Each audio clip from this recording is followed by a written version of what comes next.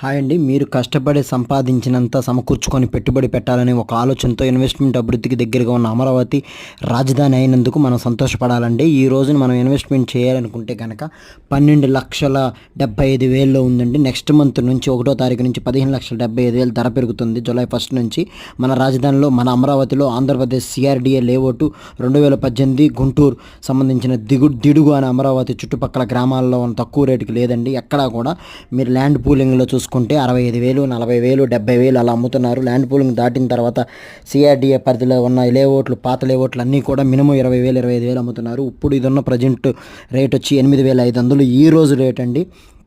Next month నుంచి వచ్చి మీకు 10,500 దాకా అవుతుంది.